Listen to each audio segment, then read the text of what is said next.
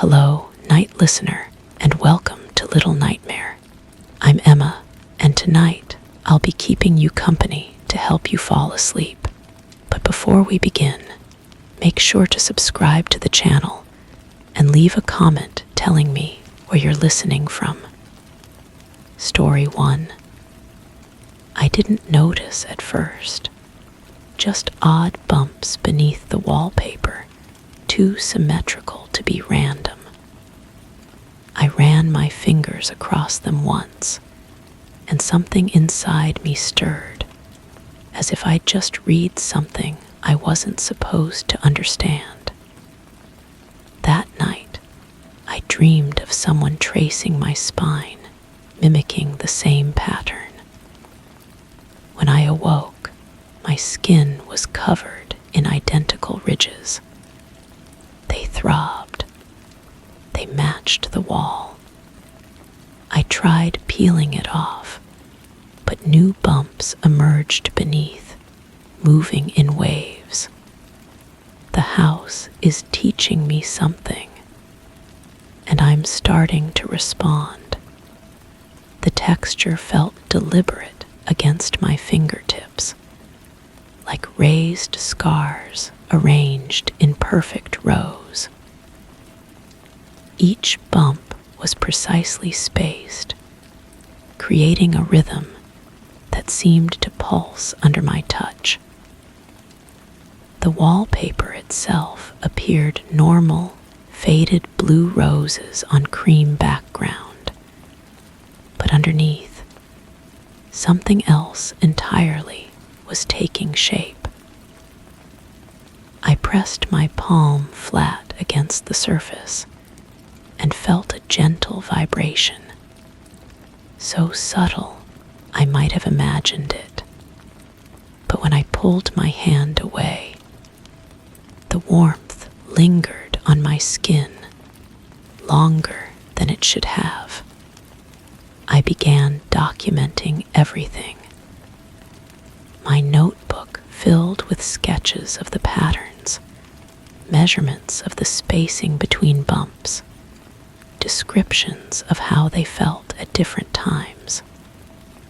During the day, the ridges seemed dormant, barely perceptible. But as evening approached, they grew more pronounced, more insistent. I started photographing the wall from different angles, hoping to capture some visual evidence of what I was experiencing. The pictures showed nothing unusual, just wallpaper, just normal, innocent wallpaper. The dreams intensified. Each night, invisible fingers traced elaborate messages across my back, shoulders, arms. I would wake with the sensation still burning on my skin, the patterns etched so clearly in my memory that I could feel them for hours afterward. I began keeping a pen and paper beside my bed, frantically scribbling down what I remembered from these nocturnal communications. The marks on the paper looked like abstract art, meaningless scratches, but my body understood them perfectly. One evening, I discovered that the patterns were spreading. What started as a small section near the bedroom window had expanded along the entire wall. The bumps had grown more complex, forming intricate networks that seemed to connect and branch like neural pathways. I ran my hands along the new formations, and they responded with a gentle warmth that traveled up my arms. It was then I realized the house wasn't just teaching me, it was learning from me too. I bought a small recording device and left it running against the wall overnight. The next morning, I played back the audio. For hours, nothing but silence and the occasional settling of old wood. But then, buried in the quiet, I heard something that made my blood freeze. A soft, scratching sound, rhythmic and purposeful, like fingernails dragging across paper, or like someone writing in the dark. The scratching matched the pattern of the bumps perfectly. I started sleeping with my back pressed against the wall, letting the raised surfaces dig into my skin. The sensations were no longer limited to dreams. I could feel the house communicating with me directly, imprinting its messages into my flesh. My skin grew sensitive, developing a heightened awareness of texture and temperature. I could distinguish between different materials just by brushing against them. My body was becoming a receptor, fine-tuned to frequencies I'd never noticed before. The wallpaper began to change color in certain spots. Not dramatically, just a subtle shift in hue that caught the light differently. These discolored areas corresponded exactly to the most active sections of the pattern beneath. I peeled back a small corner of the paper, revealing the bare wall underneath. The surface was covered in raised marks, as if someone had carved the patterns directly into the plaster. But these weren't carved. They were growing, emerging from within the wall itself. I pressed my ear against the surface and heard something that shouldn't have been possible. A faint humming, almost musical, like a lullaby played at the edge of hearing. The sound seemed to come from deep within the structure of the house, from spaces that didn't exist. I followed the humming from room to room, tracing its path through the walls. It led me to the basement, where the sound was strongest. The basement walls were bare concrete, but they too bore the raised patterns. Here, the formations were more elaborate, more developed. They covered every surface, creating a three-dimensional map of connections that seemed to pulse with their own inner light. I placed my hands on the concrete and felt the entire foundation vibrating in harmony with the humming. The house was alive, and it was singing. That night, I didn't go to bed. Instead, I sat in the basement, my back against the wall, letting the patterns work their way into my consciousness. The humming grew louder, more insistent. I began to understand that the house had been trying to communicate for a long time, waiting for someone who could receive its messages. The previous occupants had been deaf to its language, but I was different. I was learning to read with my skin, to listen with my bones. The transformation accelerated. patterns on my body grew more complex, mirroring the evolution of the marks on the walls.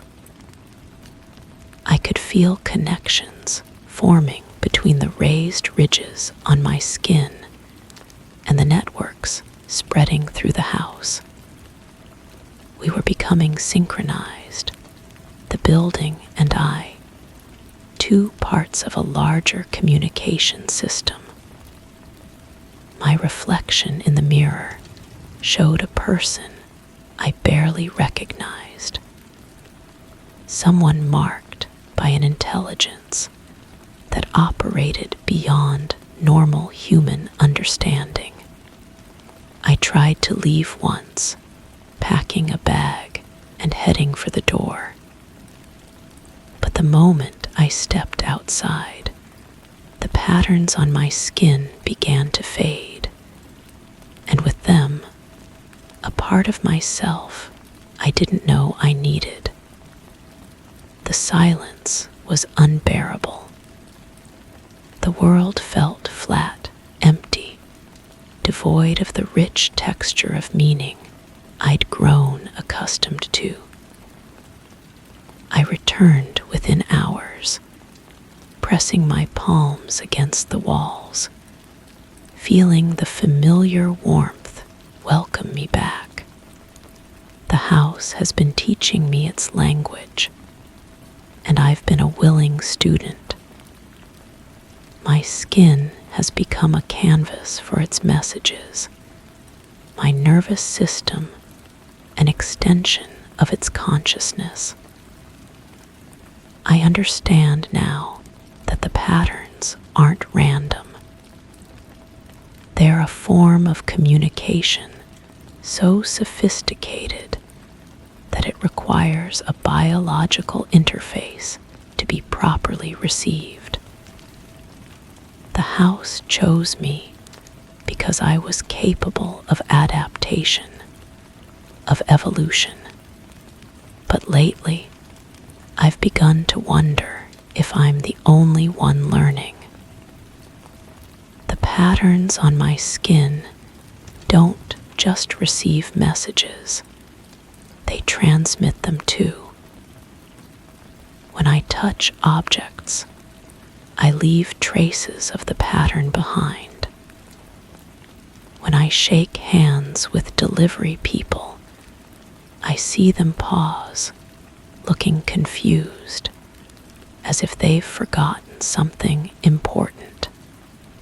The grocery store clerk stared at the receipt I handed back, running her fingers over the paper with the same expression I must have worn when I first felt the bumps beneath the wallpaper. The house is expanding its reach, and I'm the carrier. The patterns are spreading through contact, through proximity, through the simple act of existing in the world. I've become a bridge between the house's intelligence and everything else it wants to touch. The transformation isn't limited to me anymore. It's beginning to extend beyond these walls, seeking new surfaces to mark, new minds to teach. I sit here now, running my fingers across the raised patterns that cover my arms, feeling the house's contentment humming through my bones. The wallpaper has completely changed, revealing the intricate network of communication that was always there, waiting to be discovered. The patterns pulse with a gentle rhythm, like a heartbeat, like breathing, like something alive and aware and infinitely patient. The house whispers in Braille, and I have learned to read its secrets I'm no longer sure who is the teacher and who is the student. The transformation continues, spreading through my touch to everything and everyone I encounter. The pattern is patient, persistent, purposeful. It doesn't need to hurry. It has all the time in the world to teach the world its language. And it's working. Did you enjoy this story? Honestly, if I woke up with the same raised patterns on my skin that I felt beneath the wallpaper, I think I'd be terrified. But the idea of a house trying to teach you a language made of skin, vibrations, and dreams, it's both disturbing and mesmerizing. What about you? Would you have stayed to learn that language? Or would you have run as fast as you could? Let me know in the comments. I am really curious to hear what you would be done. Now, let us move on to the next story. Story 2. It started with the bookshelf slightly tilted, a book missing. Then the coat rack facing the wrong direction. At first, I assumed I was forgetful, but it escalated. Outlets relocated. Windows changed shape. The door to the basement vanished, only to reappear behind the pantry. I placed tape on the floor, left markers, but the changes didn't stop. My reflection sometimes shows rooms that aren't behind me. The house doesn't want me to map it. It wants me to doubt it. And I think it's close to succeeding. The morning air felt different when I woke up. Not cold, not warm, just wrong somehow. The kind of wrongness that makes your skin crawl before your brain catches up. I padded barefoot across the hardwood floor, the familiar creak under my left foot absent. The board that had sung that particular note for months now sat silent, as if the house had forgotten its own voice. My coffee cup waited on the counter, exactly where I'd left it. But the handle faced the wrong direction. Such a small thing, yet it made my stomach tighten. I turned it carefully, listening to the soft scrape of ceramic against granite. The sound echoed differently than it should have, bouncing off walls that seemed to have shifted their positions by mere inches. I began documenting everything. A notebook became my constant companion, filled with sketches of furniture arrangements, measurements of room dimensions, photographs of every corner. The living room couch had moved 3 inches toward the window. The kitchen table now sat at a slight angle, as if someone had bumped it while walking past. But I lived alone, and I knew I hadn't touched it. The first recording I made was of the sounds. Late evening, when the house settled into its nighttime rhythm, I held my phone up and listened. At first, nothing unusual. the refrigerator's hum, the distant whoosh of traffic, the old pipes settling. But then, underneath it all, something else. A soft scratching like fingernails on wood coming from inside the walls. When I played the recording back, the scratching was there, but different, more deliberate, more purposeful. I started leaving objects in specific positions before bed. A glass of water on the nightstand, positioned so its base aligned with the wood grain. A pen on the desk, pointing toward the door. A book on the coffee table, opened to page 47. Every morning brought subtle changes. The glass rotated a quarter turn.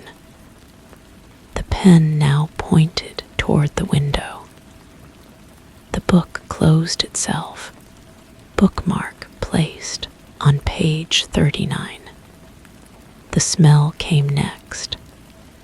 Sweet at first, like jasmine blooming in the wrong season.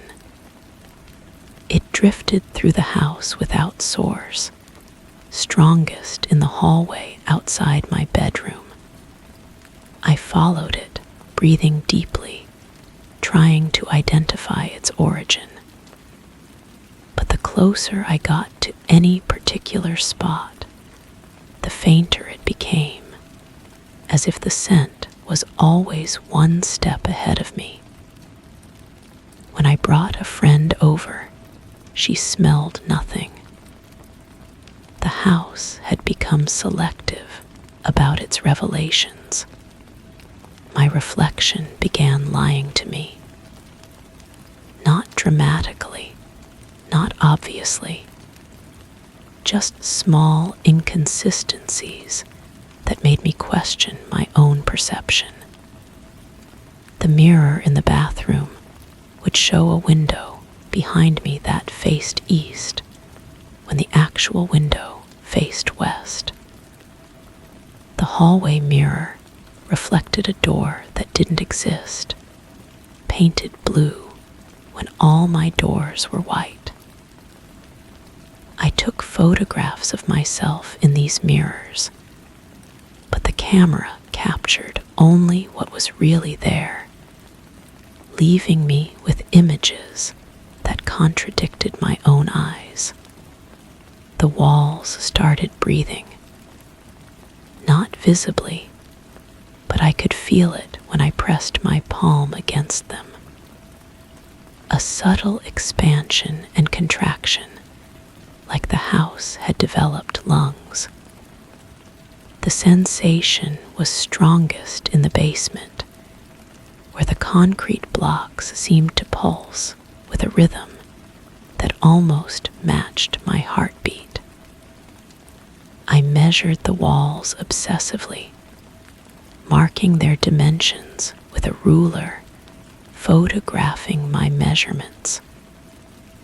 The numbers never changed, but the feeling persisted. My phone began receiving calls from my own number. When I answered, I heard the sounds of my house.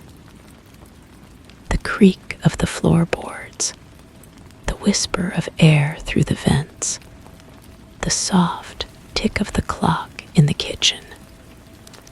But these sounds were wrong, recorded when I wasn't home, playing back conversations I'd had with myself while alone. The calls always came when I was trying to sleep, the ringtone echoing through rooms that seemed to have rearranged themselves in the darkness. I installed cameras in every room, hoping to catch the changes in progress. But the house had learned to be camera shy. The recordings showed me moving through static spaces, everything exactly as it should be. Yet, when I woke up each morning, the subtle shifts continued. A chair moved slightly to the left. A picture frame tilted at a new angle. The cameras captured nothing, but their absence of evidence became evidence itself. The temperature changes were the most unsettling. Not the whole house, just specific objects. The door handle to the basement would burn my palm, then turn ice cold an hour later. The bathroom mirror radiated heat like a summer day, while the wall around it remained cool to the touch. I bought a thermometer gun, documenting the fluctuations, but the readings made no sense. Objects shouldn't change temperature without cause, yet they did, following patterns I couldn't decipher.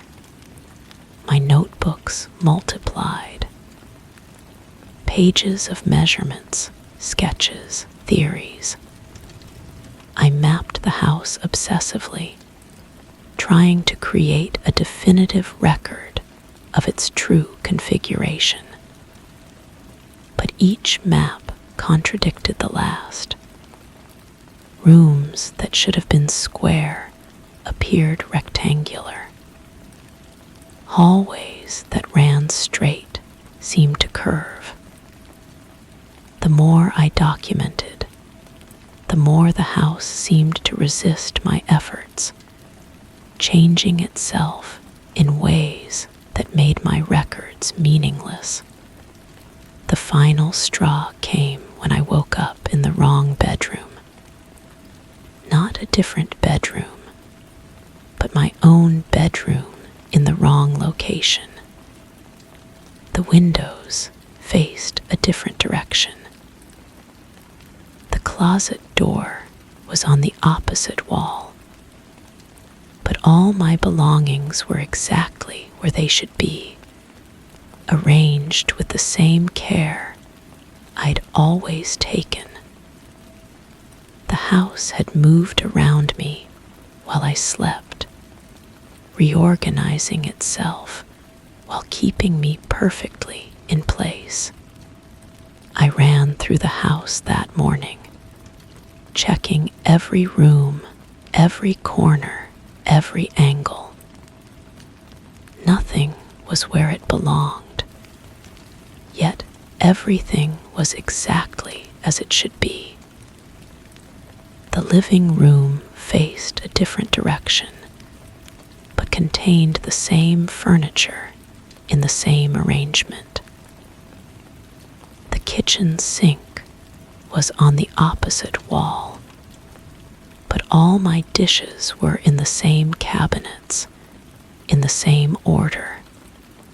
Now I sit in my living room, or what the house wants me to believe is my living room, writing these words.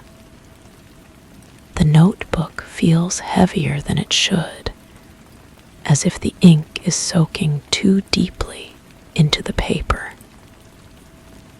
My pen scratches against the page with a sound that doesn't quite match the motion of my hand. The house watches me write. I can feel it, waiting to see what I'll do next. The worst part isn't the changes themselves. It's the knowing that I'll never be able to prove them.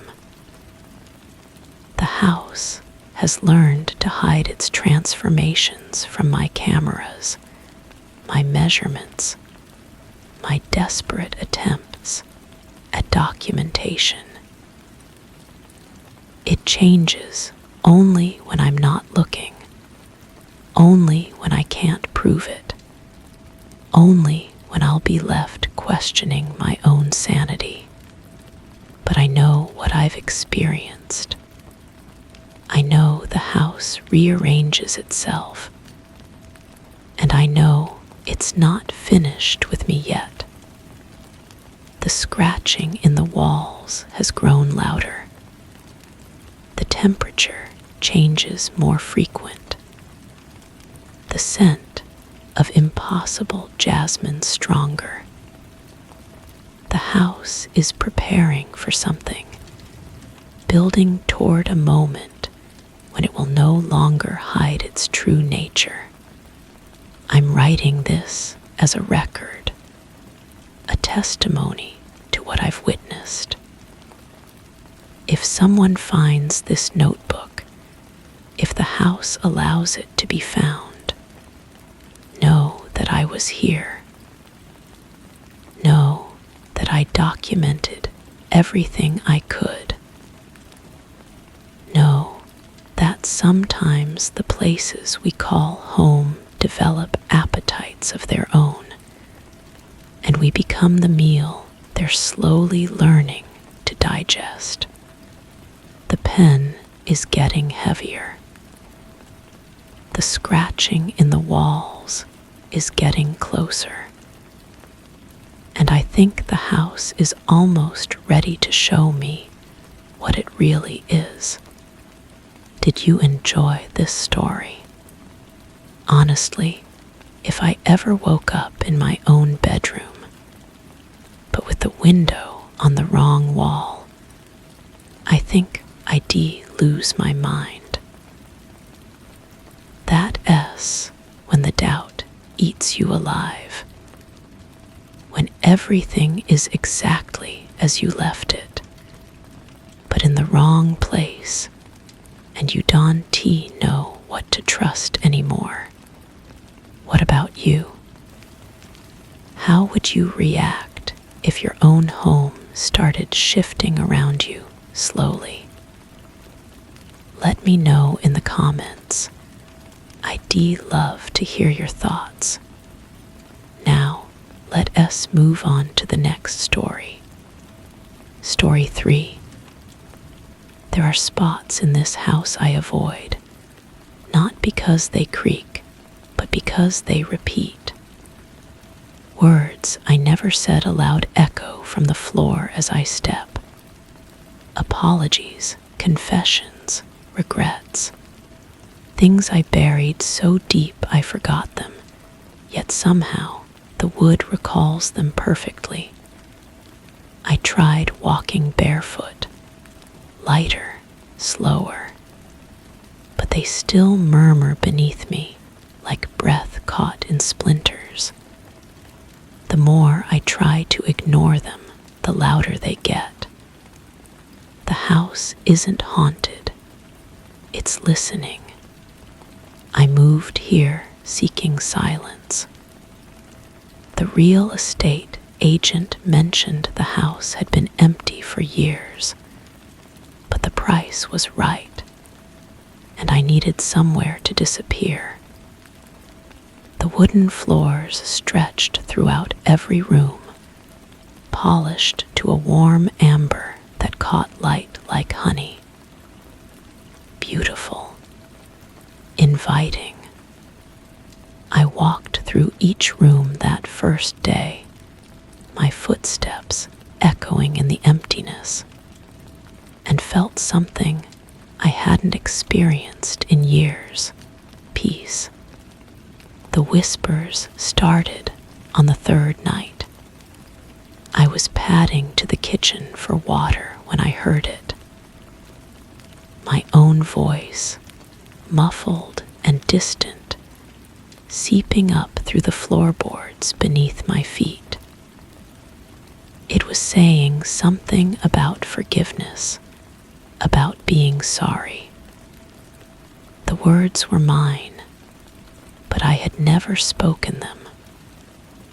I froze, pressing my ear to the floor, but heard only the house settling. I convinced myself it was the pipes. Old houses make strange sounds. Water moving through aged metal can create the most convincing illusions. But when I stepped forward, another voice rose from the wood, still mine, but different, younger, desperate, begging someone to understand. The recording device arrived within days. I needed proof that I wasn't losing my mind. I set it up in the hallway where the voices seemed strongest and walked the same path I took each morning. The playback revealed everything. My confessions, layered beneath the sound of my footsteps, clear as if I were speaking directly into the microphone. But I had said nothing aloud. I started mapping the house, marking each floorboard that spoke. The kitchen held apologies I should have made to my mother. The living room echoed with promises I had broken. The bedroom whispered secrets I had sworn never to tell. Each board seemed to have absorbed something different, something specific, as if the wood had been listening to my thoughts for years, collecting them like drops of rain. The strangest part was how accurate they were. These weren't random sounds or misheard noises. They were exact replicas of conversations I had rehearsed in my head, but never had the courage to speak. Arguments I had imagined. Confessions I had composed, but never delivered. The house was playing back the soundtrack of my unexpressed life. I tried staying off the floors entirely. I bought thick rugs, layered them throughout the house, creating pathways that would muffle any connection between my feet and the wood. But the voices grew stronger. They began seeping through the fabric, through the padding, rising up like smoke. And they were changing. Where once they had been whispers, now they were conversations. My voice responding to invisible partners, having discussions I had never actually had. The wood was filling in the gaps, creating the other half of dialogues that had only existed in my imagination. I heard myself explaining to my father why I had disappointed him. I heard myself telling my ex-partner why I had really left. Full conversations, perfect in their painful honesty. The notebook filled quickly. I documented everything, which boards spoke, what they said when they were loudest. I drew diagrams of the house, marking each vocal plank like a map of my buried shame. The pattern made no sense. There was no logic to which memories had been captured, or why certain thoughts had taken root in the wood, while others remained silent. But they were getting more recent. I began hearing thoughts I had that very morning. Worries about bills, concerns about my health, small, daily anxieties that shouldn't have had time to sink into the wood. The house was no longer just remembering.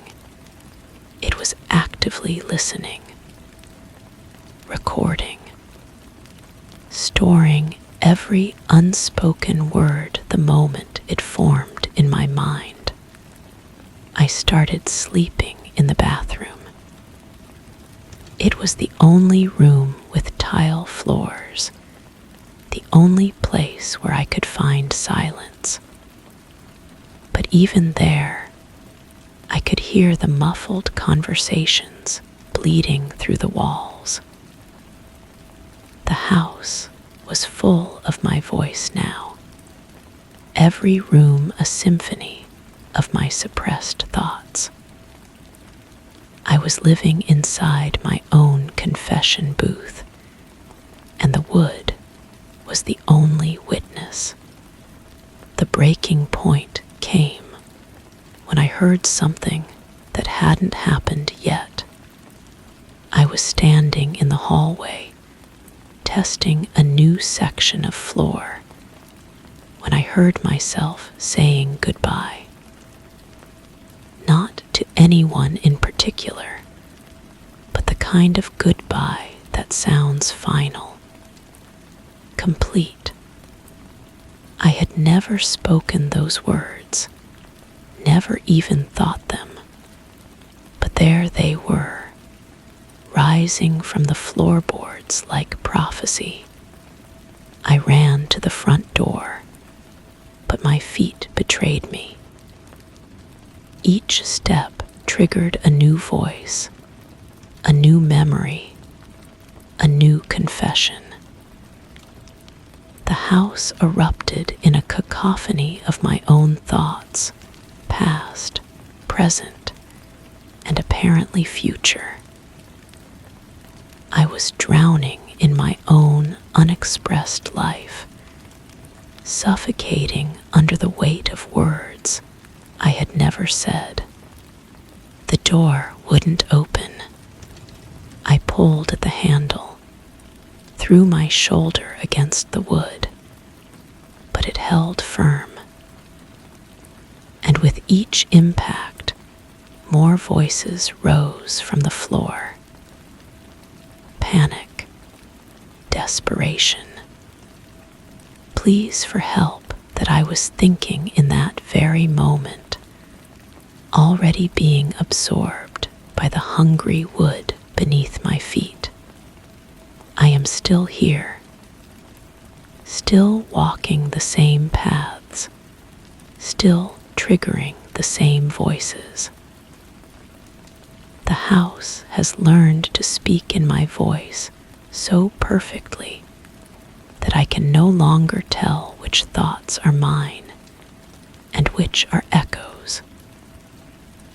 Sometimes I catch myself responding to the whispers, having conversations with my own buried regrets. The wood remembers everything now. Every secret, every shame, every word I swallowed rather than speak. And it's still listening, still recording, building an archive of my silence that grows deeper with each passing moment.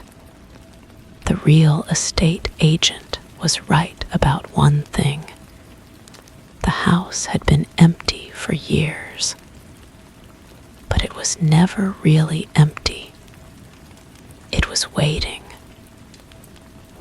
for someone like me, someone with too many unspoken words, too many buried truths, someone who would feed it well. I wonder sometimes about the person who lived here before me, whether their thoughts are still here, mixed in with mine, layered beneath the newer recordings, whether the wood holds entire lifetimes of suppressed confessions. Generation after generation of people who came here seeking silence, but found something else entirely. The floorboards remember everything, and they never forget. Did you enjoy this story? If I ever heard my own voice saying goodbye from the floor, when I never even thought about saying it, I think I stop trusting my own mind. It's like the house knows what I am going to feel before I do. What about you? How would you feel if every hidden thought echoed back at you from the walls? Let me know in the comments. Now, let us move on to the next story. Story 4. Each morning, I wake with smudges on the inside of the windows. Oily, deliberate, unmistakably human. But I live alone. I've started sleeping with gloves on, taping my sleeves shut, even covering the glass. Still, the prints return. Sometimes they spell things. I recognize the shapes, words from my dreams. Phrases I don't remember thinking, but that feel like mine. The dreams are bleeding outward, and something's following them. The bedroom window faces east, catching the first light that reveals what happened during the night. The fingerprints appear in clusters, pressed against the glass from the inside, as if someone stood there watching the world beyond. The oil leaves rainbow traces when the morning sun hits just right. I've measured them, adult hands, my size exactly. The ridges and whorls match perfectly when I press my own fingers beside them. I started photographing them before wiping them away. Digital timestamps prove they appear between midnight and dawn, though I never remember leaving my bed. The patterns began random, scattered touches across the glass surface. Then they became deliberate, organized. The prints started forming letters, then words, then sentences that made my skin crawl because they sounded like my own inner voice. The door isn't locked anymore.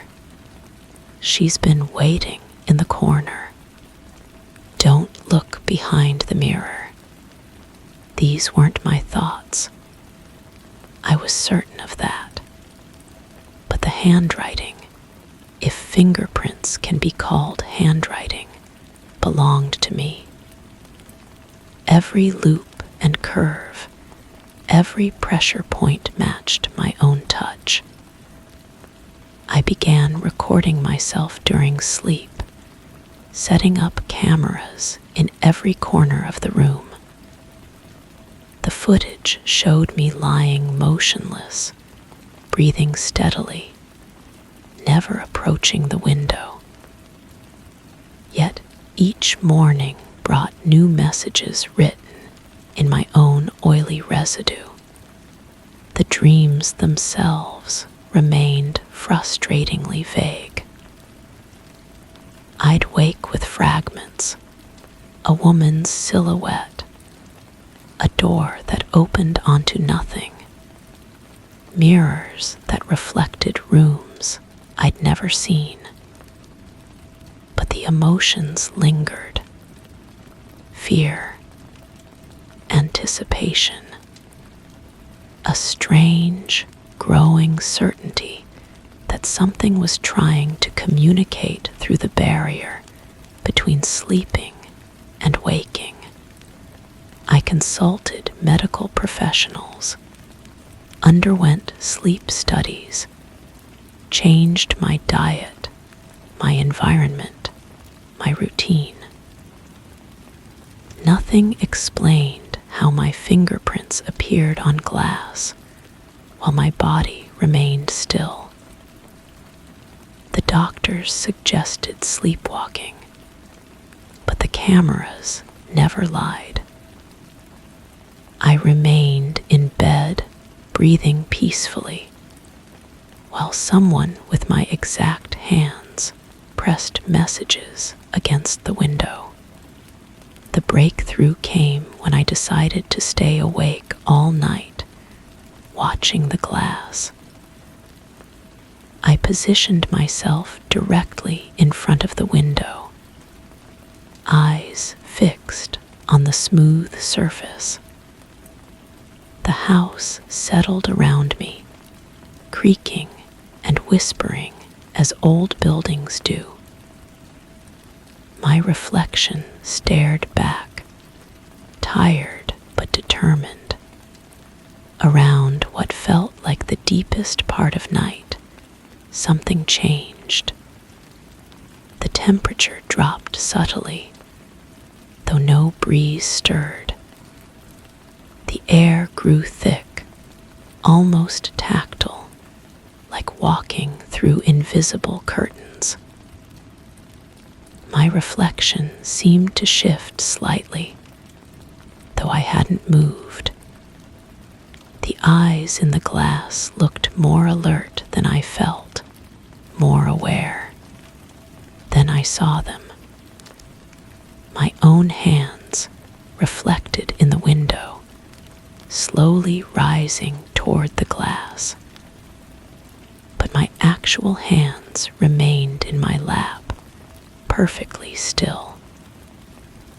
The reflection moved independently, pressing palms against the interior surface, leaving those familiar oily prints. The face in the glass smiled, while my actual face remained frozen in horror. I tried to move, to break the terrible spell, but my body wouldn't respond. The reflection mouthed words I couldn't hear, tracing letters with fingertips that weren't mine, but were exactly mine. The message appeared slowly, each letter formed with deliberate care. I've been practicing your dreams. The reflection's smile widened. It pointed behind me, toward the bedroom door that I suddenly realized stood open when I distinctly remembered closing it.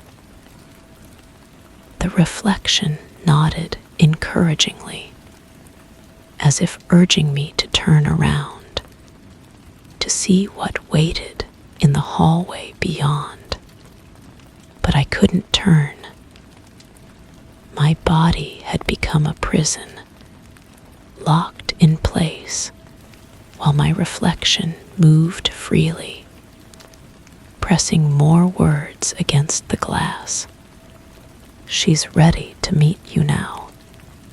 The temperature continued dropping.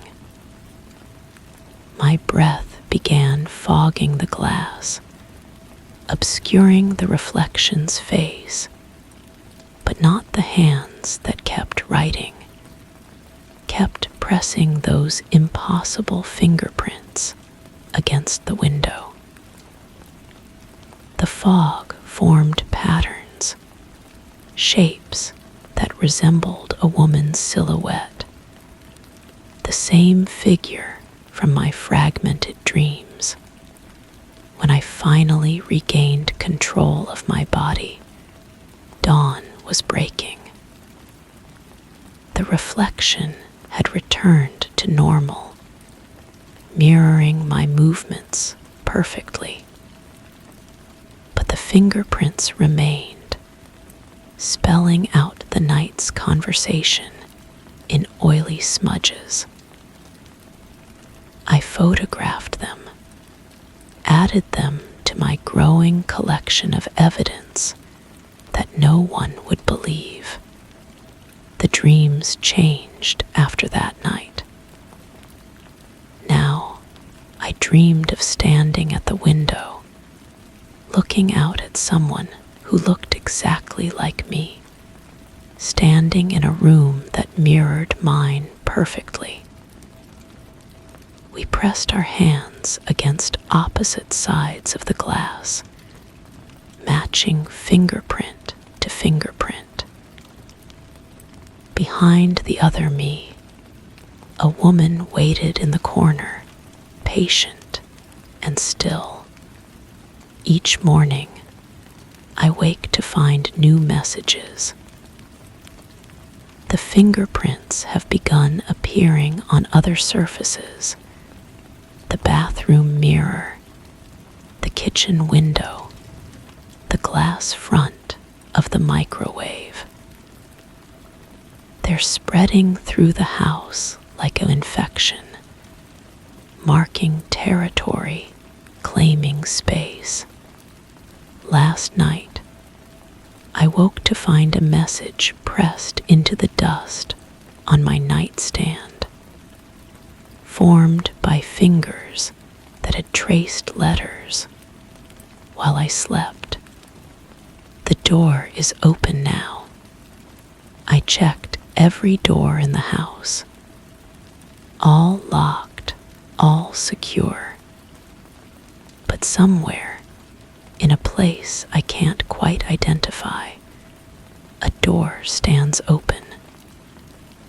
The woman from my dreams has been waiting patiently for me to find it. My reflection knows where it is. My sleeping self has been practicing the way. The fingerprints are no longer just on glass.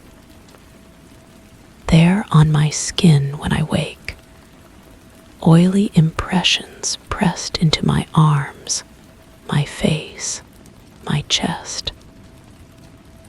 Someone with my exact hands has been touching me while I sleep, leaving marks that fade by noon but return each morning. I've stopped trying to prevent them. The gloves, the tape, the covered windows, none of it matters. The prints come from inside, from a place where my reflection lives independently, where my dreams have weight and substance, where a patient woman waits for the door to open completely. This morning, I woke to find no fingerprints on the windows, none on the mirrors. The glass surfaces remained perfectly clean, but pressed into the pillow beside me, clear as day, was the impression of another head, another face that had lain there while I slept. The dreams are bleeding outward. The door is almost open, and I'm beginning to understand that I'm not the one who's been sleeping. Did you enjoy this story? I can deal with fingerprints on glass, even dream messages.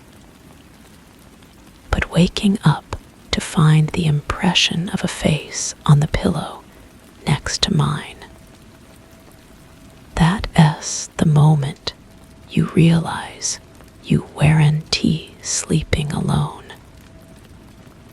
Maybe you never were. What would you do if you saw a face-shaped dent beside your own? Tell me in the comments. Now, let us move on to the next story. Story 5. The radio is always off, yet I hear it crackling in the other room. Not music, not words, just static, and underneath it, something more deliberate, breathing. Deep, shallow, syncopated. I've unplugged everything, removed the batteries, but the sound continues. I tried recording it, but playback reveals silence. It's only audible when I'm near, as if it wants to be close. One night, I put my ear to the speaker, and it inhaled. The apartment smells of old paper and dust. But lately, there's been something else. Something metallic and sweet, like copper pennies left in warm water. It's strongest near the radio, that vintage unit I inherited from my grandmother. The wooden cabinet feels cold to the touch, even during the warmest days. The fabric covering the speaker has begun to darken in the center, forming a perfect circle that wasn't there before. I started keeping notes. The breathing follows a pattern: 3 quick inhales, 1 long exhale, then silence for what feels like forever. During those quiet moments, I hold my own breath, waiting. The static returns gradually, building like approaching rain. Sometimes I catch myself breathing in sync with it, matching its rhythm without realizing. The neighbors never mention hearing anything.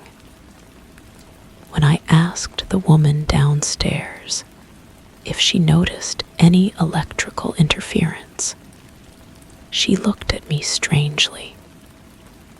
Her eyes lingered on my hands, and I realized I'd been scratching at my wrists without knowing it.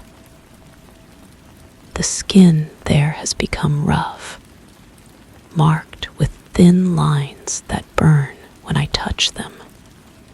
I moved the radio to different rooms, thinking distance might help.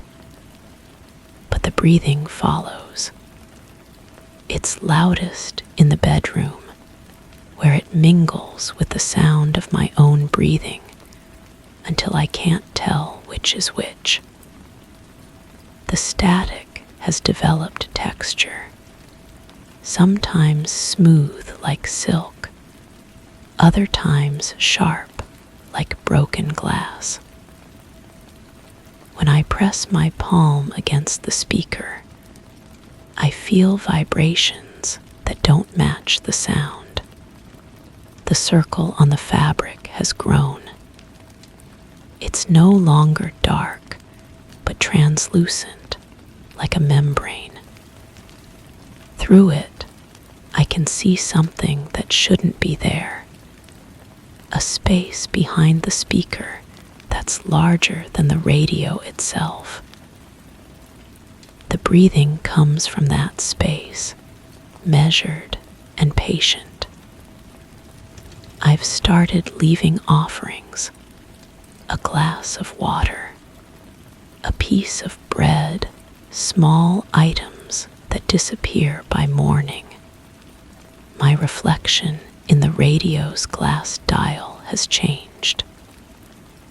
The face looking back appears younger, with clearer skin and brighter eyes. But when I touch my real face, it feels older, more worn. The breathing has become a whisper, forming almost words that slip away before I can understand them. I've begun whispering back, carrying on conversations that make perfect sense in the moment, but leave no memory afterward. The apartment feels different now. Walls seem closer together, ceilings lower. The temperature drops whenever I approach the radio, and my breath forms small clouds that linger too long in the air. The scratches on my wrists have spread, creating intricate patterns that look almost like writing. They don't hurt anymore. Instead, they tingle with warmth when the breathing intensifies. I discovered that if I hold my breath long enough, the static clears. In those moments of perfect silence, I can hear what's really there, not breathing, but words. They're in my voice, speaking from inside the radio, telling me things I don't remember saying. The membrane has become completely transparent. Through it, I can see myself sitting in an identical room, listening to an identical radio, scratching at identical marks on my wrists. The other me looks up and smiles. The breathing stops. The static fades. In the sudden silence, I realize I haven't taken a breath in a very long time. My chest doesn't burn. My lungs don't demand air. The radio's glass dial reflects nothing at all now, just an empty chair where I should be sitting. I understand now why the recordings capture only silence. The breathing was never coming from the radio. It was the sound of me listening, the rhythm of my own life being slowly, carefully drawn away. The membrane isn't a window into another room. It's a mouth, and I've been feeding it with every breath I've held, every moment I've spent listening instead of living. The marks on my wrists have spelled out a message in thin, precise lines. Thank you for listening. I want to laugh, but no sound comes.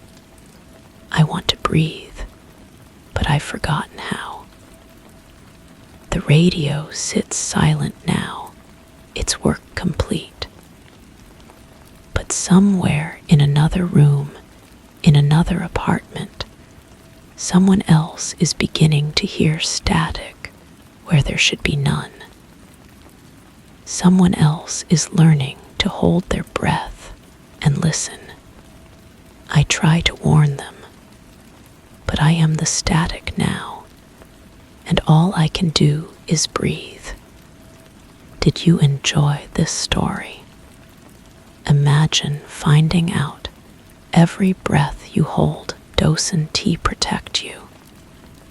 It empties you, and by the time you realize it, you can speak anymore. You ray just static now, waiting for someone else to start listening.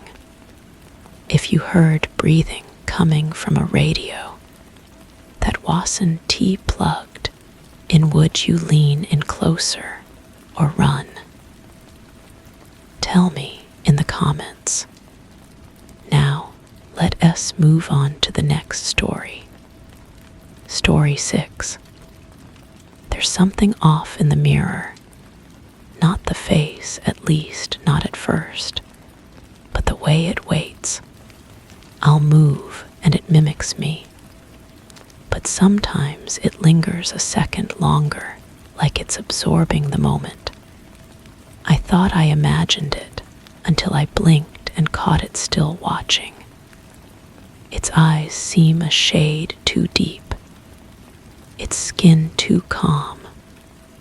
I stopped using mirrors, but its presence lingers in windows, in puddles, in screens. And sometimes I catch it smiling when I'm not. The bathroom mirror was where I first noticed it. Steam from the shower had fogged the glass, and as I wiped it clean with my palm, my reflection appeared through the clearing mist. But it wasn't quite right. The movement felt delayed, like watching a poorly synced video. I raised my hand to touch my face, and my reflection did the same, but its fingers seemed to press against the glass from the other side, as if trying to break through. I convinced myself it was tiredness.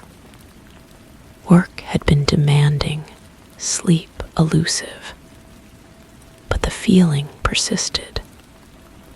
Every morning, that same bathroom mirror showed me something that looked like me, but felt foreign.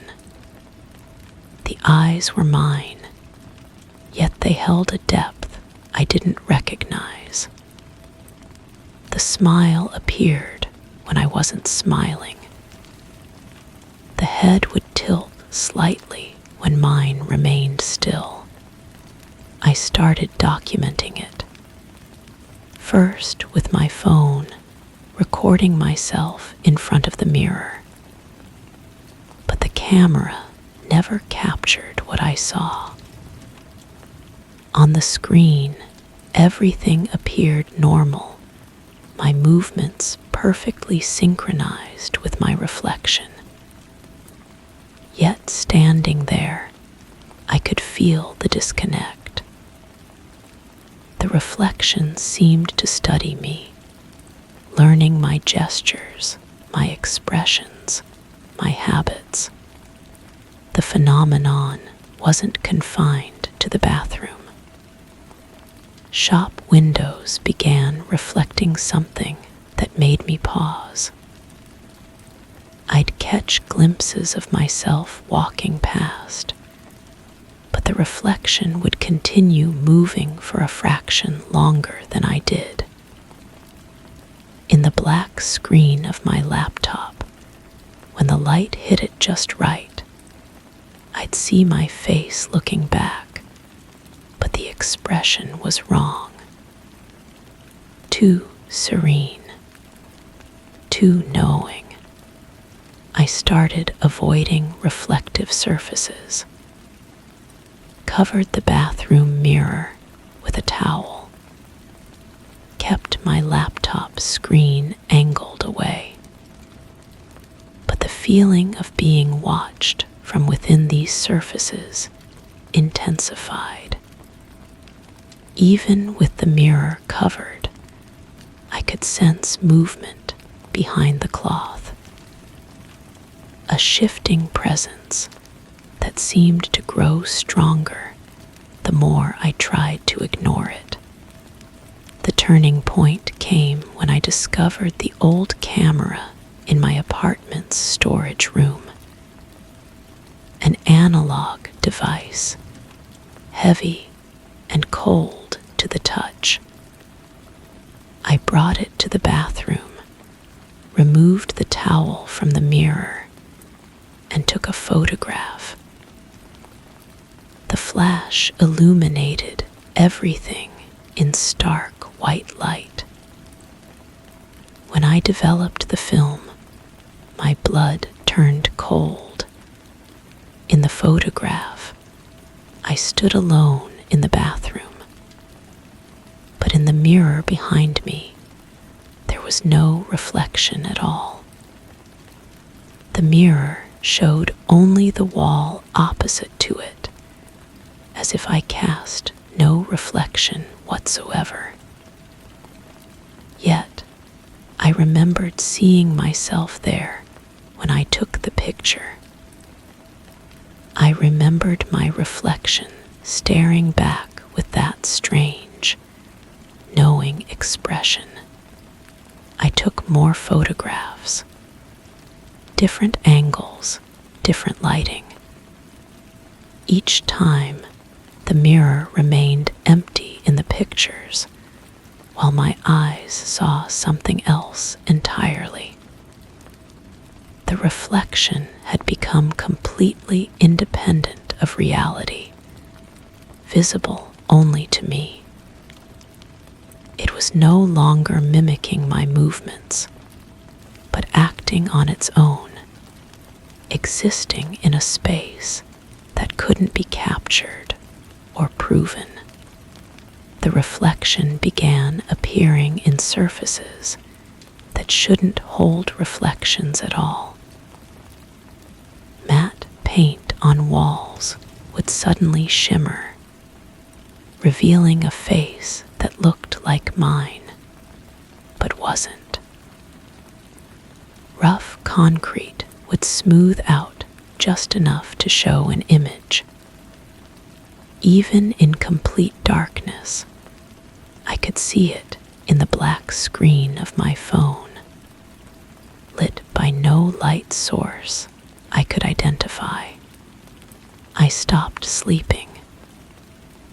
The reflection appeared strongest when I was tired, when my guard was down. It would emerge from the dark window beside my bed, watching me with those two deep eyes. I could feel its presence even when I couldn't see it directly. A weight in the room, a distortion in the air. The final confrontation happened when I couldn't avoid it anymore. I stood in front of the bathroom mirror, towel in hand, ready to cover it again.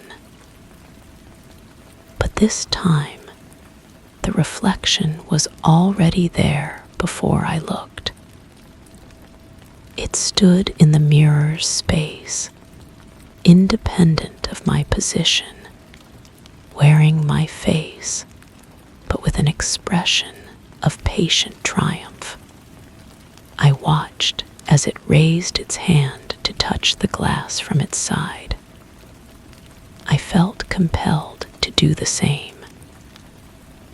As our palms pressed against opposite sides of the mirror, the glass felt warm, almost alive. The reflection's mouth moved, forming words I couldn't hear, but somehow understood. It was claiming its place in the world, and I was the gateway. I yanked my hand away, but the warmth lingered on my palm. The reflection remained in the mirror, no longer bound to my movements. It had achieved separation. When I moved left, it stayed center. When I stepped back, it moved closer to the glass. It had become autonomous, existing in that space between reality and reflection. Now I live with the knowledge that somewhere in the reflection of every surface, it watches and waits. Not my reflection anymore, but something else wearing my face. I see it in store windows when I'm not looking directly. I glimpse it in the black screens of electronics.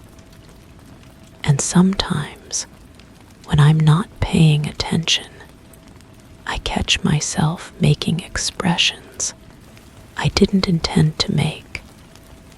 moving in ways that feel foreign. The worst part isn't that I can't recognize my reflection anymore. It's that I'm starting to wonder if I ever could. If the person I thought I was might have been the reflection all along. And what I'm seeing now is the real me. The one who's been waiting patiently behind the glass, learning to take my place in the world. The mirror remains uncovered now. I've stopped trying to hide from it because I've realized that running from your reflection is impossible when you're no longer sure which side of the glass you're on. Did you enjoy this story? What if your reflection was never really you? What if it has just been waiting patiently for the moment you look away so it can take your place? Will you ever look at a mirror the same way again? Or will you start to wonder who's really watching who? Let me know in the comments. Do you still trust your reflection? Now get ready. The next story is even darker. Story 7. When I lie down, I hear it. Not with my ears, but with something behind them, like a pressure, forming shapes in my thoughts. It doesn't speak. It just names me again and again. Sometimes fast, sometimes slow. Always just beneath the edge of understanding. I once tried sleeping in a different room, but the whisper followed. Now, it greets me before I'm fully awake. A soundless voice pressing inward, shaping my name with invisible lips. And I'm starting to feel familiar with it. First occurrence was subtle. I was reading under the warm glow of my desk lamp when the air seemed to shift, not temperature, but density.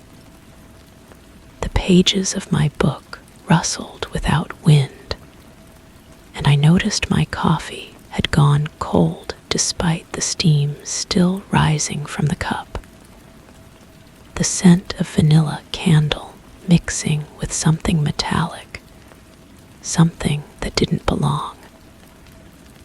I looked up at the ceiling, expecting to see a leak, but found only smooth plaster and the faint outline of a water stain that hadn't been there before. My fingers traced the edge of the book, feeling the paper's texture grow slightly damp. The silence in the room became thick, almost tangible, as if the air itself was listening. That's when I first felt it, not heard, but felt, my name being formed somewhere above me. Not spoken aloud, but impressed into my consciousness like fingers pressing into soft clay. The sensation lasted only moments, but it left me unsettled, checking the locks on my doors twice before settling into bed. The following evening, I positioned myself differently, sitting upright in my chair, notepad ready. I wanted to document whatever was happening, to find some rational explanation for the phantom sensations. As darkness deepened outside my window, the familiar shift began. The room's acoustics seemed to change. as if the walls had moved slightly inward. My pen felt heavier in my hand, and the blank page before me seemed to pulse with anticipation. I began writing, describing the metallic scent that now arrived earlier each evening. The way shadows seemed to gather in corners that should have been well lit. The water stain on the ceiling had grown, forming an irregular shape that reminded me of a mouth. When I looked directly at it, it appeared normal, just discolored plaster. But in my peripheral vision, it seemed to move, to breathe. The whisper came stronger that night, my name repeated in a rhythm that matched my heartbeat. I wrote faster, trying to capture the sensation on paper, but my words felt inadequate. How do you describe a sound that isn't sound? How do you explain the feeling of being called by something that doesn't exist? I began leaving recording devices running throughout the house. Hours of silence, broken only by the hum of appliances and the occasional creak of settling wood. But when I played back the recordings, there were gaps, moments where the audio seemed to fold in on itself, creating pockets of absolute quiet that felt heavier than the surrounding sound. The ceiling stain continued to expand, its edges becoming more defined. I found myself staring at it for extended periods, waiting for it to do something obvious, something I could point to and say, "There, that's not normal." But it remained stubbornly still under direct observation, saving its movement for the moments when my attention wavered. Sleep became elusive. The soundless whisper grew more insistent, arriving earlier each evening and lingering longer into the dawn. I tried wearing earplugs, but the sensation wasn't entering through my ears. It was forming directly in my mind, bypassing all the usual channels of perception. Some nights, I could feel it before I even entered the room, as if it was waiting, anticipating my arrival. I installed new lighting, brighter bulbs that should have eliminated every shadow. But the corners of the room seemed to absorb the light, creating pools of darkness that shifted when I wasn't looking directly at them.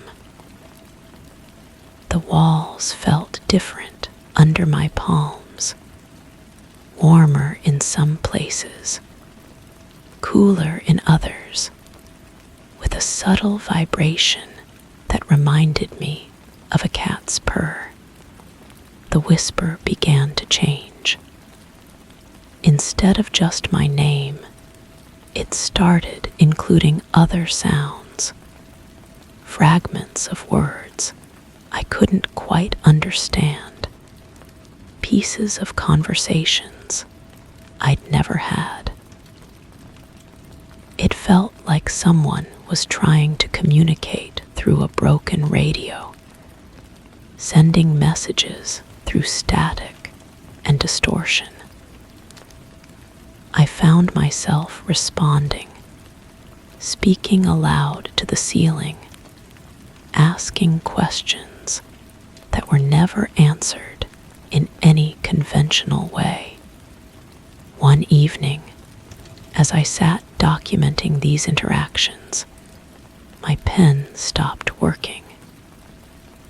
The ink simply wouldn't flow, despite the cartridge being full. I switched to pencil, but the graphite crumbled against the paper. It was as if the room itself was refusing to let me record what was happening. I tried typing on my laptop, but the keys felt sluggish, and words appeared moments after I pressed them, as if the machine was struggling against some invisible resistance. The breakthrough came when I stopped trying to document and started participating. I lay on my back, staring at the water stain, and allowed the whisper to wash over me without resistance. The sensation intensified, becoming almost overwhelming. My name was repeated in patterns that seemed to carry meaning, inflections that suggested emotion, joy, longing, something deeper and more complex than simple recognition. I began to whisper back, not with my voice, but with my thoughts, forming my response in the same way the whisper formed my name. The exchange was subtle but unmistakable, a conversation conducted entirely in the space between perception and reality. The stain on the ceiling pulsed gently, its edges becoming more defined with each exchange. The room grew warmer, the metallic scent stronger. I could feel something changing in the air around me, as if the atmosphere itself was becoming denser, more substantial. The whisper began to include other names now, names I didn't recognize, but that felt familiar, as if they belonged to people I'd known in dreams. I reached toward the ceiling, stretching my arm as far as it would go. My fingertips encountered something that wasn't there, a coolness, a resistance that had no physical form.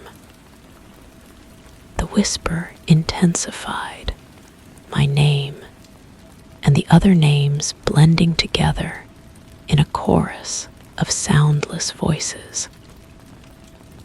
The stain expanded rapidly, spreading across the entire ceiling, transforming from random discoloration into something that resembled a vast mouth.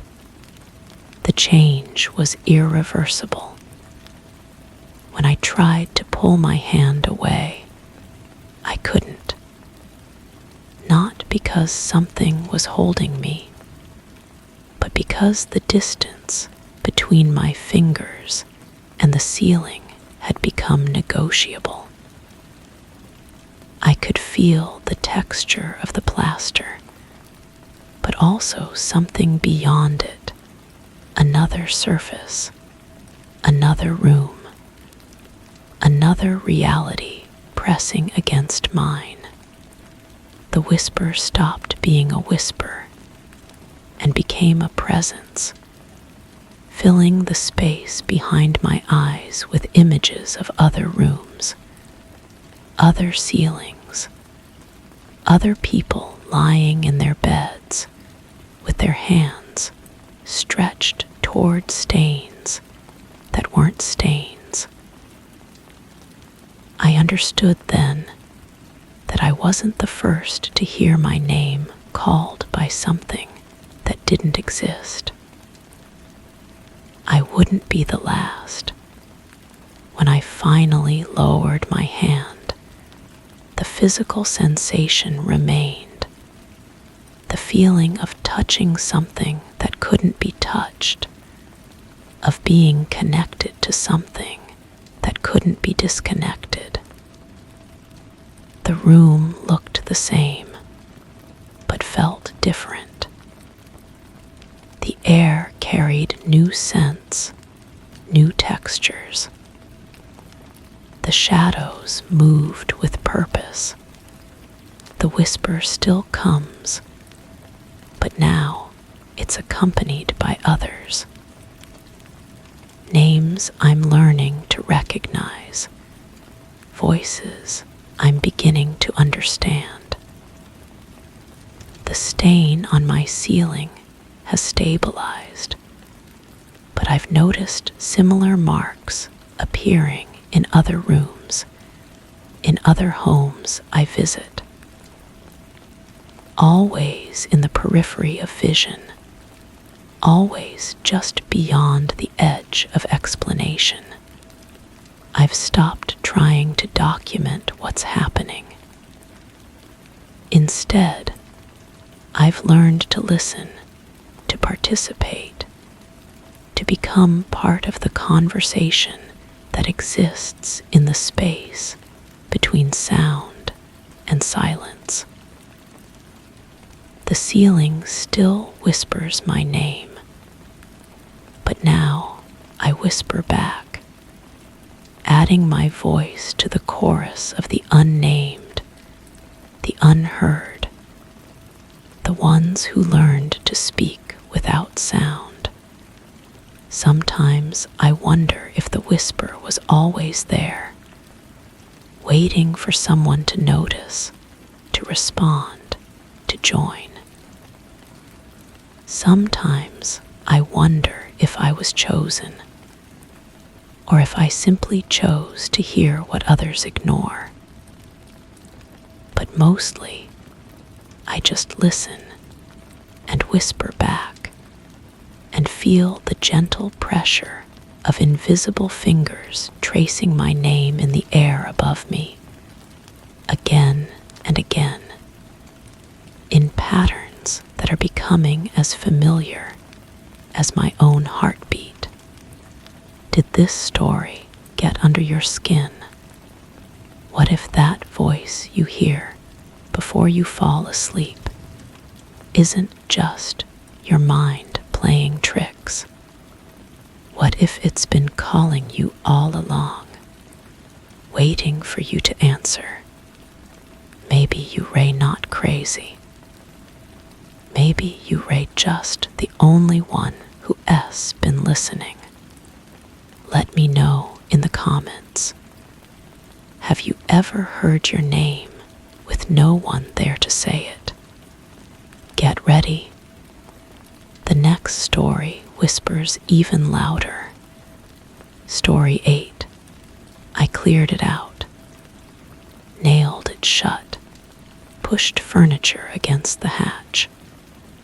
But each morning, the attic is open again, and the things I discarded are back in their place.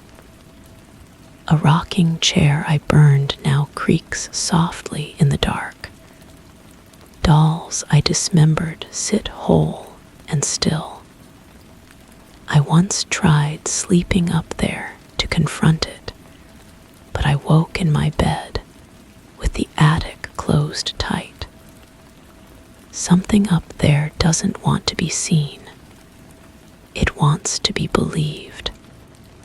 The first sensation that greets me each morning is the smell of old wood and dust filtering down through the ceiling. It's wrong, you see, because I sealed every crack, every gap where air might seep through.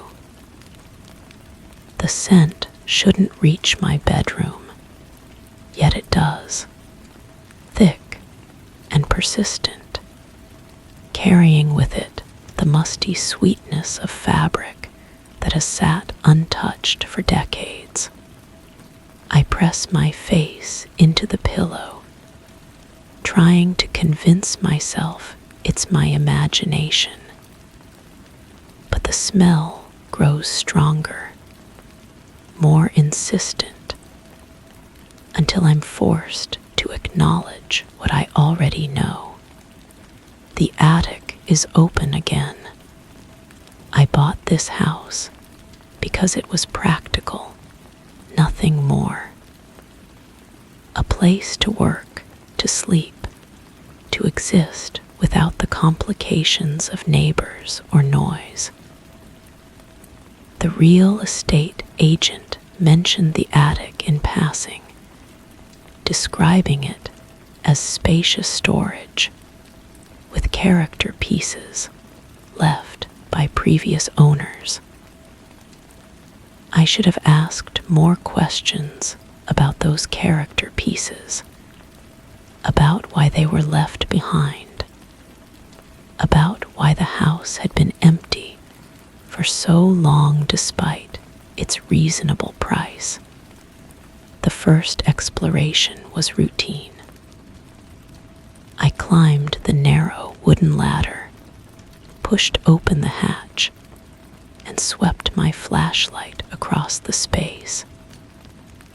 The beam revealed exactly what I expected: dust-covered furniture, cardboard boxes with water stains, and the accumulated debris of lives lived and abandoned. A rocking chair sat in the corner, its curved runners worn smooth by use. Several dolls with painted faces stared down from a shelf, their glass eyes reflecting my light in tiny, unsettling flashes. I decided to clear it out completely. Everything would go. The previous owner's memories, their forgotten belongings, their presence in my space. None of it belonged here anymore. I worked methodically, carrying each item down the ladder and loading them into my car. The dolls went into a garbage bag, their limbs twisted at uncomfortable angles. The rocking chair barely fit in my trunk, its solid wood frame heavier than I expected. I drove to the dump and watched as everything disappeared into the crushing machinery. The dolls vanished first, their painted faces disappearing into the mechanical maw. The rocking chair splintered and broke, its smooth runners cracking like old bones. I felt a strange satisfaction watching it all destroyed, as if I was finally taking control of my space. But that night, I heard the creaking, soft, rhythmic, like someone gently rocking back and forth in a wooden chair. The sound came from directly above my bedroom, from the empty attic I had just cleared. I lay still, listening, trying to rationalize the noise. Old houses settle. Wood expands and contracts. Pipes make sounds. But the rhythm was too regular, too deliberate, too much like someone sitting in a chair and rocking gently back and forth. I grabbed my flashlight and climbed up to investigate. The hatch opened easily, too easily, considering I remembered struggling with its weight earlier.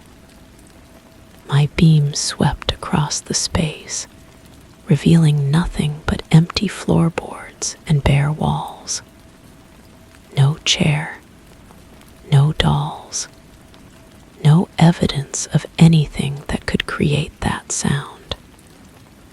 Yet as I stood there, listening to the silence, I caught something else, a faint scent of old fabric and wood polish, as if the furniture had left behind its essence. The next morning, I woke to find the attic open, not just unlocked, but actually open, the hatch hanging down like a mouth, waiting to be fed. I climbed up again, and there it was, the rocking chair, sitting in exactly the same position I had found it originally. The dolls were back on their shelf, their glass eyes watching me with the same unsettling intensity. I checked my car. Empty. I drove to the dump, thinking perhaps I had imagined the entire disposal process, but the attendant remembered me. He described the furniture I had brought, the dolls in the garbage bag, the heavy wooden chair that had taken 2 men to lift into the crusher. He even showed me the receipt with my signature. Yet there they were, back in my attic, as if they had never left. I tried a different approach. I gathered the items again, but this time I was more thorough. I took photographs of each piece before loading them into my car. I documented the process, recording myself as I drove to a different disposal site, watching as each item was destroyed. The dolls I dismembered completely, separating their heads from their bodies, their limbs from their torsos. The rocking chair I chopped into pieces with an axe, reducing it to kindling that I fed into a fire in my backyard. I watched the flames consume every splinter, every curve of wood. The dolls' faces melted in the heat, their painted features running together like tears. I stirred the ashes with a metal rod, ensuring nothing remained intact. Nothing that could somehow reconstitute itself.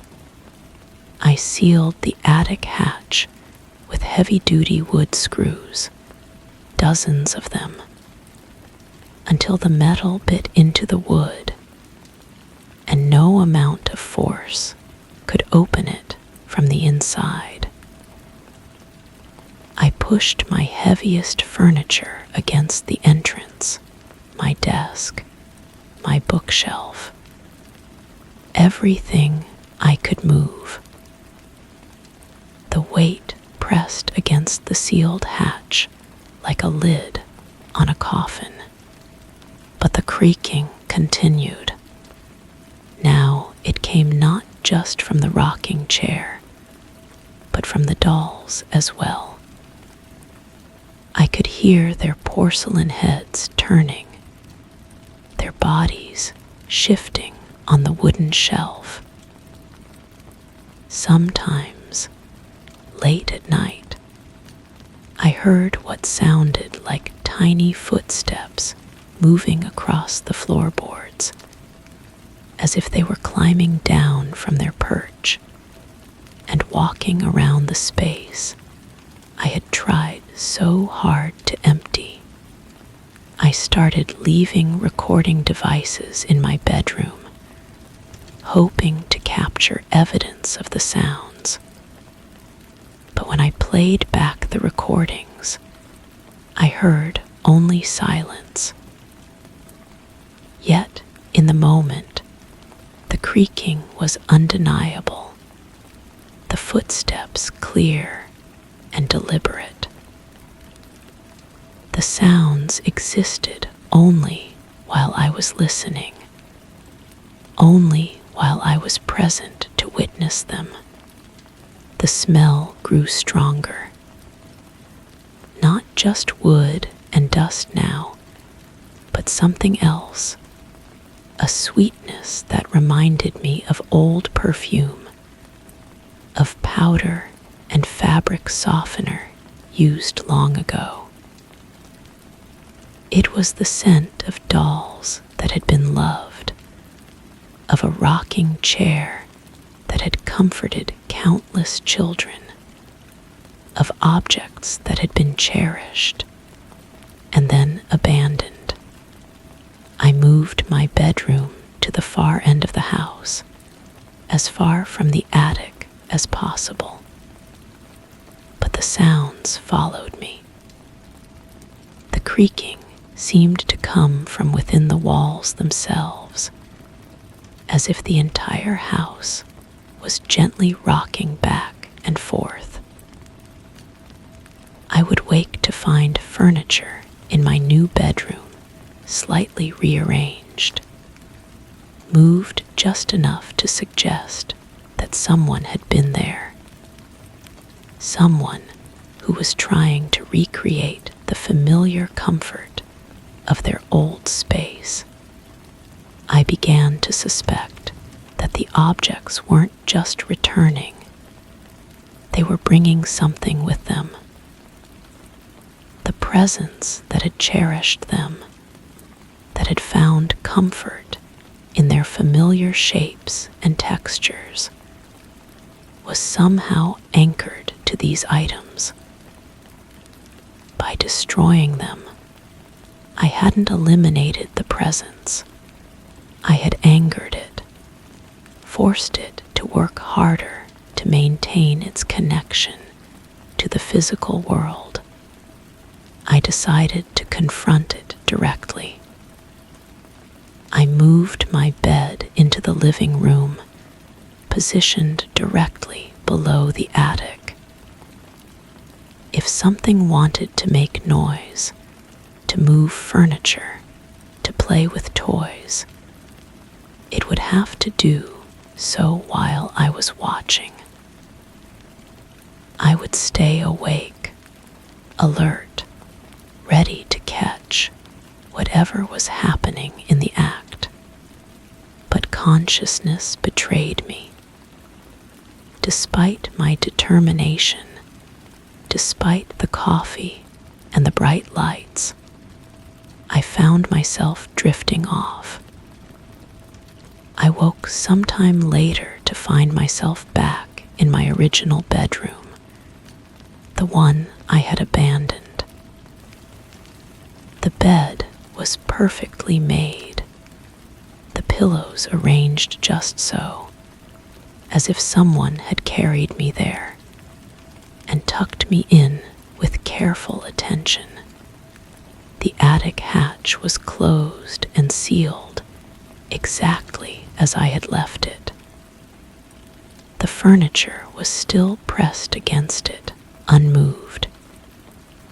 Yet I knew with absolute certainty that everything was back up there. The rocking chair was gently moving back and forth. The dolls were sitting on their shelf, their glass eyes reflecting some internal light. The presence that cherished them was content, at least for now. I stopped trying to clear the attic. I stopped trying to eliminate the sounds. Instead, I began to listen more carefully, to pay attention to to the patterns and rhythms. The creaking came mostly in the early morning and late evening, as if someone was starting and ending their day in that comfortable chair. The footsteps were light and careful, moving in familiar paths across the floorboards. Sometimes, when the house was very quiet, I heard what sounded like humming. A soft, wordless melody that seemed to come from everywhere and nowhere at once.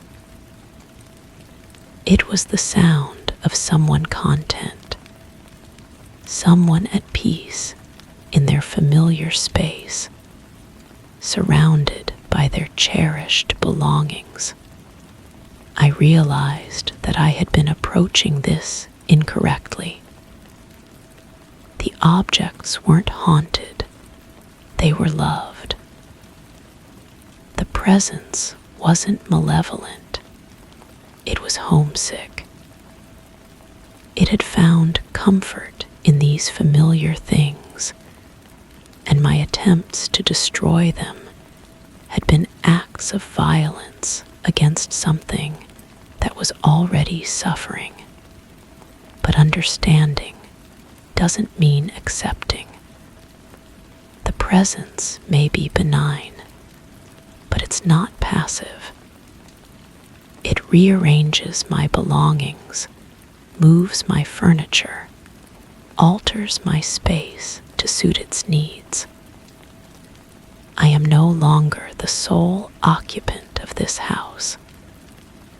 I am sharing it with someone who has a much stronger claim to it than I do.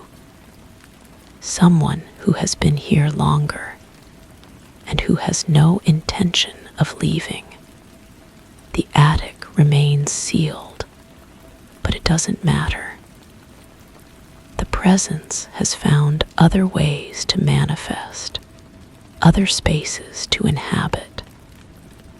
I find my own belongings moved, arranged in patterns that suggest care and attention.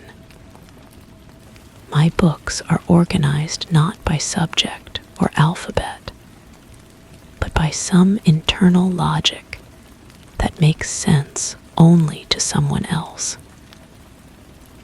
My clothing is folded and arranged in ways I never would have chosen, but with a precision that suggests long practice. I have become a guest in my own home, accommodated, but not welcomed, tolerated, but not embraced. The presence doesn't want to harm me.